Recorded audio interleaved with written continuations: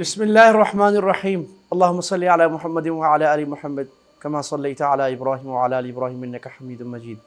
اللہم بارک علی محمد وعلی آل محمد کما بارکت علی ابراہیم وعلی آل ابراہیم انک حمید مجید۔ زیارت مدینہ ہمارے حج کا آخری باب اور سب سے محبوب اور عاشقانہ باب، مدینہ جناب نبی کریم صلی اللہ علیہ وسلم کی مسجد اور آپ کی مرقد مبارک کی زیارت۔ آپ صلی اللہ علیہ وسلم نے فرمایا کہ جس نے حج کیا من حج اور میری زیارت نہیں کی فقط جفانی، اس نے میرے ساتھ وفا نہیں کی۔ اسی لیے حج میں یہ بہت ضروری سنت ہے، واجب اور فرض نہیں ہے، بہت ضروری سنت ہے کہ مدینہ منورہ کی زیارت کی جائے۔ بعض دفعہ آپ کے گروپ کا پیکج، آپ کی آئٹنری ایسی ہوگی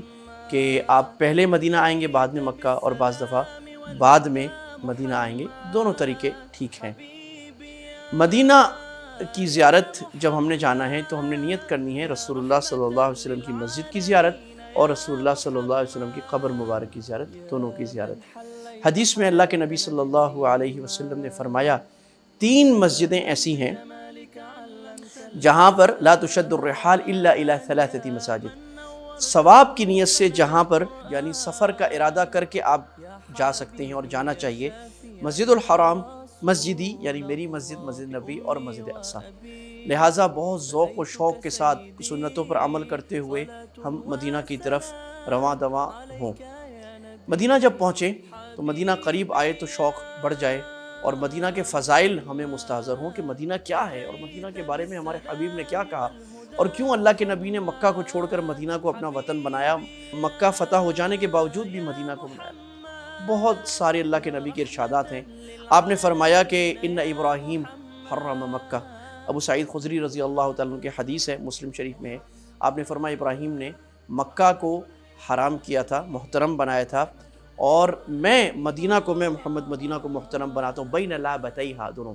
اور یہاں پر کوئی اس کانٹے کو نہیں چھیڑے گا، یہاں کوئی قتال نہیں کرے گا، اور یہ مدینہ بھی ایسے ہی حرم ہے۔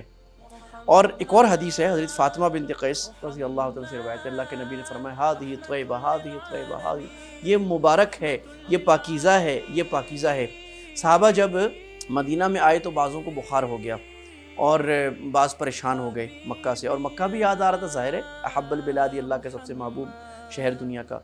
تو اللہ کے نبی صلی اللہ علیہ وسلم نے فرمایا اللہم بارک لنا فی مدینہ کما بارکت لنا فی مکہ، اللہ جیسے آپ نے مکہ میں برکت ڈالی تھی مدینہ میں برکت ڈال، وبارک لنا فی مدھا وساعھا، اللہ یہاں کے پیالوں اور پیمانوں میں جس سے سودا تولا جاتا ہے اس میں برکت ڈال، یعنی یہاں کی تجارت میں اللہ آپ برکت ڈالیے، اور اللہ جی مدینہ میں مکہ سے 2 گنا برکت کر دیجئے تاکہ دل لگ جائے، تو اللہ نے ایسی برکت کر دی۔ اللہ کے نبی صلی اللہ علیہ وسلم نے فرمایا یہ آپ ریاض الجنہ میں اللہ آپ کو لے جائیں گے نا، جب آپ روضہ الجنہ میں جائیں گے، وہاں یہ حدیث لکھی ہوئی اوپر ان الایمان لا یأرز الی المدینہ کما تأرز الحیۃ الی جحرہا، اور مسلم شریف کی روایت ہے، اللہ کے نبی صلی اللہ علیہ وسلم نے فرمایا کہ مدینے میں ایمان ایسے آتا ہے جیسے سانپ گھوم کر اپنے بل میں واپس آتا ہے، یعنی اور کہیں نہیں جائے گا، ایمان مدینہ میں واپس آئے گا۔ اور آپ نے فرمایا کہ جو مدینہ والوں کی تکلیف پر برداشت کرے گا، صبر کرے گا، من یصبر علی اللہ المدینہ، مسلم شریف کی حدیث ہے، میں محمد قیامت میں اس کی سفارش کروں گا، اس سے بڑا اور ہمیں کیا چاہیے۔ اسی طرح آپ صلی اللہ علیہ وسلم نے فرمایا کہ ایک وقت آئے گا لوگ کہیں گے فلاں جگہ جاؤ، مدینہ سے سفر کرو، اور آپ نے فرمایا والمدینۃ خیر لہم لو کانوا یعلمون، مدینہ ان کے لیے بہتر ہوگا کاش کہ ان کو سمجھ میں آ جائے۔ آپ نے مدینہ کے لیے دعائیں کی، آپ نے مدینہ کے بچوں کے لیے دعائیں کی، آپ نے انصار کے لیے دعائیں کی، آپ نے کہا اللہ انصار مدینہ والوں پر رحمت فرما، اللہ ان کی اولادوں پر، ان کے اولادوں کی اولادوں پر۔ آج تک انصار ایسے مبارک ہیں کہ آپ تصور نہیں کر سکتے۔ آپ ٹیکسی والے کے ساتھ بیٹھ جائیں، وہ ایسا قرآن و حدیث آپ کو سنانا شروع کرے گا، انصاری، اپنا نسب بھی بتائے گا انصار تک، کہ ہمارے علماء اچھی اچھی ایسی حدیثیں نہیں سنا سکتے۔ آپ صلی اللہ علیہ وسلم نے مدینہ تو مدینہ میں قیامت تک رہنے والوں کی سفارش کی اور ان کی فضیلت بیان کی، یہاں تک کہ میرے حبیب صلی اللہ علیہ وسلم فداہ ابی امی، آپ نے فرمایا، بخاری مسلم کی روایت ہے، آپ نے فرمایا جو مدینہ والوں کے ساتھ برائی کا ارادہ کرے اذابہ اللہ اس کو ایسے پگھلا دے جیسے نمک پانی میں پگھل جاتا ہے، یہ ہے مدینہ۔ آپ جب مدینہ جائیں تو یہ تصور کریں کہ ہمارے نبی صلی اللہ علیہ وسلم اور ہمارے دین کو جو عروج ملا ہے وہ مدینہ اور مدینہ والوں کی مدد سے، انصار سے ملا ہے۔ آپ مکہ سے گئے ہیں تو آپ چھپتے چھپاتے جا رہے ہیں، ابو بکر رضی اللہ صاحب الغار ہے اور آپ کے ساتھ ایک ابو بکر کے غلام، اور آپ جب مدینہ پہنچے ہیں تو ایک استقبال ہوا ہے، پورا ہجوم نکلا ہے، اور بچیوں نے طلع البدر علینا من ثنیات الوداع وجب الشکر علینا ما دعا للہ داعی ایہا المبعوث فینا جئت بالامر المطاع جئت شرفت المدینہ مرحبا بک یا خیر داعی۔ یہ پڑھا ہے کہ آگے آ گیا، وداع کی پہاڑیوں سے ایک سورج آ گیا ہم پر، اور ہم پر شکر واجب ہو گیا، اور اے ہمارے درمیان بھیجے گئے نبی، آپ کی اطاعت ہم پر واجب ہے۔ آپ کیا آئے، مدینہ کو آپ نے عزت بخش دی، اور آپ وہ جو بات لے کے آئے اس کی بات مانی جائے گی۔ یہ جو انہوں نے کہا تشرفت المدینہ، آپ کیا آئے، مدینہ کو 4 چاند لگ گئے، تو اس سے یثرب کا نام المدینہ پڑ گیا، اور یہ یہاں سے المدینہ، اللہ کے نبی کو اتنا اچھا لگا، آپ نے نام ہی رکھ دیا المدینہ المنورہ، مبارک مدینہ، یا مدینۃ الرسول محمد صلی اللہ علیہ وسلم کا مدینہ۔ مدینہ جب آپ نے جانا ہے تو درود شریف پڑھتے ہوئے جانا ہے، اور میں یہ کہوں گا کہ کوئی کتاب رسول اللہ کی سیرت یا آپ کے حالات کی آپ پڑھتے جائیں سارے سفر میں، کہ مدینہ میں آپ سنتیں اور اللہ کے نبی کی زندگی لینے والے بنیں۔ سیرت مصطفیٰ مولانا ادریس خاندلوی صاحب کی یہ کتاب پڑھ لیں، الرحیق المختوم مبارک پوری صاحب کی، یا اسوہ رسول اکرم ڈاکٹر عبدالحی عارفی صاحب کی، the ways of the prophet, the sunnahs of the prophet, whatever ایور، اس طرح کی اردو انگلش میں جس زبان میں آپ کو اچھا لگتی ہے ویسی کتاب پڑھیں۔ جب آپ مدینہ داخل ہوں تو اپنے ہوٹل میں سامان رکھیں، مسجدیں زیادہ کوشش کریں، مسجد نبوی میں ادب احترام سے جاتے ہوئے، اور مسجد میں جب داخل ہوں اللہم افتح لی ابواب رحمتک، دائیں پیر سے داخل ہو کے دعا پڑھیں، اور زیادہ نمازیں مسجد کے اندر پڑھیں۔ اور خواتین پر مسجد میں نماز پڑھنا ضروری نہیں ہے، لیکن جب عبادت کا ارادہ ہو، جانا چاہیں سلام کرنے کے لیے تو مسجد میں پڑھیں، کیونکہ خواتین کی الگ جگہ ہے اور وہاں گئے اسی کام کے لیے تو ضرور جائیں جتنا جا سکیں، لیکن مردوں کی طرح اتنا اہم خواتین کے لیے کم اہم ہے۔ اسی طرح اب جو اہم امر ہے رسول اللہ صلی اللہ علیہ وسلم کے خدمہ اقدس میں حاضر ہونا اور آپ کے روضے مبارک پہ سلام پھیرنے کی سعادت، تو اس کے لیے تیاری کریں۔ اور اب مردوں کے لیے تو ہر وقت ہی کھلا ہے، اگر آپ باب السلام سے داخل ہوں گے دائیں طرف سے تو آپ نماز کے بعد کسی وقت جائیں اور سلام کرتے ہوئے چلے جائیں۔ سلام کا طریقہ یہ ہے، آپ جب سلام سے داخل ہوں گے زبان پر درود شریف کا ورد ہو، اللہم صلی علی محمد وعلی آل محمد، اللہم صلی علی محمد وعلی آل محمد، یا صلی اللہ علیہ وسلم، اللہم صلی علی محمد وبارک وسلم۔ مختصر درود یا لمبا درود آپ پڑھتے ہوئے جائیں۔ براہ مہربانی تصویریں نہ کھینچیں، یہ بڑی ہی نادانی کی بات ہے کہ ایسے موقع پر جہاں خشوع خضوع کی ضرورت ہے آپ موبائل لے کے یوں گھما رہے۔ موبائل لے کے گھمانا، تصویر کھینچنا میں نہیں کہہ رہا ناجائز ہے، لیکن ہر چیز کا ایک موقع، ایک سمجھ ہوتی ہے، یہ ایسا موقع نہیں، ادب کا موقع ہے۔ اور جب آپ جالی کے سامنے پہنچیں جہاں اللہ کے نبی صلی اللہ علیہ وسلم کی قبر اطہر ہے، تو اب آپ نے سلام اس طرح پڑھنا ہے، الصلاۃ والسلام علیک یا رسول اللہ، الصلاۃ والسلام علیک یا حبیب اللہ، قد بلغت الرسالہ وادیت الامانہ ونصحت الامہ۔ یا رسول اللہ، آپ پہ صلوات، آپ پہ سلام، آپ نے پیغام پہنچا دیا اور آپ نے اپنا کام پورا کر دیا اور امت کے لیے پوری خیر خواہی کر دی، فجزاک اللہ خیر، اور آپ کو بہت اللہ سبحانہ و تعالیٰ اس کی اچھی جزا دے۔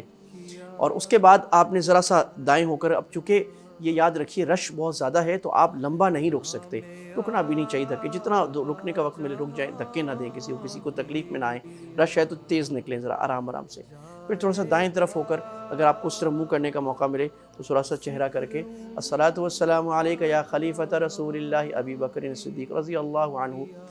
ابو بکر صدیق رضی اللہ تعالیٰ عنہ کی خدمت میں سلام پھیرنا۔ اگر عربی میں نہیں آتا اردو میں بھی کر دیں، کوئی حرج کی بات نہیں، عربی میں کرنا اچھی بات ہے۔ اور پھر تھوڑا سا آگے الصلاۃ والسلام علیک یا خلیفۃ رسول اللہ امیر المؤمنین عمر بن الخطاب رضی اللہ عنہ، عمر خطاب رضی اللہ عنہ کی خدمت میں سلام پھیرنا۔ اس کے بعد آپ باہر نکلیں۔ اب چونکہ کتابوں میں لکھا ہے کہ وہاں پر 2 نفل پڑھیں یا وہاں پر آپ دعا کریں، لیکن آج کل چونکہ رش ہے وہ جگہ نہیں ہوتی، وہ کہتے ہیں ایک دفعہ آپ باہر نکلیں، باہر نکل کے ایک طرف کھڑے ہو کے جہاں وقت میں ایک لمبی دعا کریں اور اللہ کے نبی صلی اللہ علیہ وسلم کی جو اس امت پر احسانات ہیں ان کو یاد کریں، اور اللہ کے نبی کی امت کے لیے اور اپنے لیے سب کے لیے لمبی دعا کریں۔ آپ کا صلاۃ و سلام پورا ہو گیا۔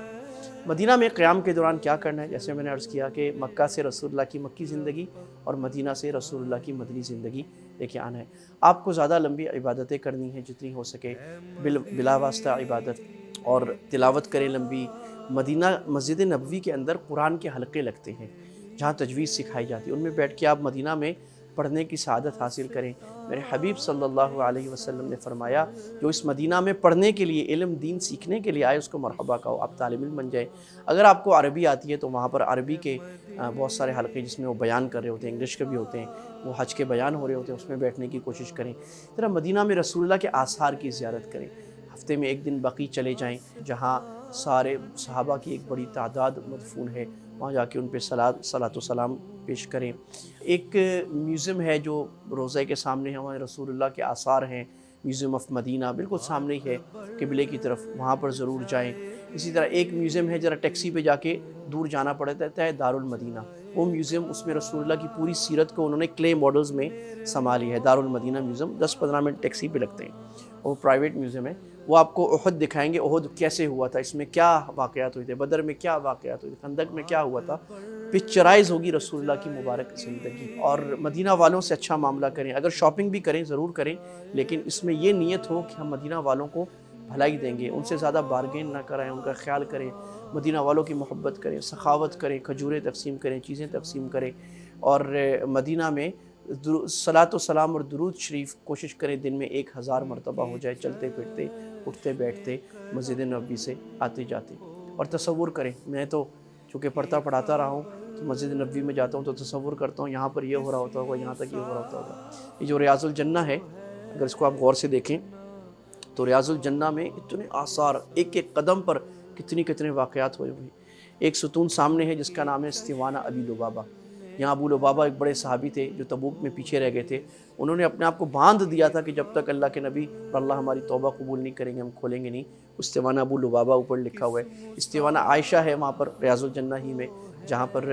حضرت عائشہ رضی اللہ عنہ عبادت کیا کرتی تھی۔ استوانۃ السریر ہے جہاں پر رسول اللہ صلی اللہ علیہ وسلم کی، وہ جالی کے ساتھ ہے، ریاض الجنہ میں لیفٹ پہ جالی ہے، اس کے ساتھ استوانۃ السریر اور استنارۃ الحرس ہے۔ وہاں رسول اللہ کی چارپائی رکھی جاتی تھی، اعتکاف میں آپ وہاں عبادت کرتے تھے۔ اور استوانۃ الحرس ہے جہاں رسول اللہ کا پہرا دیا جاتا تھا، یہ ستون ہے وہاں پر۔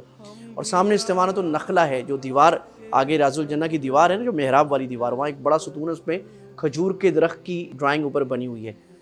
بلکہ وہ کارونگ ہوا ہوا ہے۔ یہ وہ ہے جو نخلہ تھا، اللہ کے نبی صلی اللہ علیہ وسلم جب خطبہ دے رہے تھے تو آپ کھجور کے جیسے درخت ہے اس کے ساتھ ٹیک لگا کے آپ خطبہ دیا کرتے تھے۔ تو ایک بڑھئی نے کہا یا رسول اللہ میں آپ کے لیے سیڑھی بنا دوں، آپ اتنا لمبا بیان کرتے ہیں آپ اس میں بیٹھ جائیں۔ آپ سیڑھی پر بیٹھ گئے، جب بن گئی تو وہ درخت زور سے رونے لگ گیا، ہو کر کے اتنا رویا، اتنا کہ پورے مسجد نبوی نے اس کی آواز سنی، اور اللہ کے نبی نے اس کو ایسے تسلی دی جیسے بچے کو تسلی دیتے ہیں، اور وہ ہچکیاں مارتے مارتے زمین میں دفن ہو کے چلا گیا۔ درختوں کو بھی ہمارے نبی صلی اللہ علیہ وسلم سے اللہ میں ویسی محبت عطا فرمائے۔ میں سوچتا ہوں اللہ کے نبی صلی اللہ علیہ وسلم کا گھر یہ لیفٹ طرف ریاض الجنہ میں، تو بائیں طرف جہاں جالی ہے اللہ کے نبی کے حضرت عائشہ کا گھر، حضرت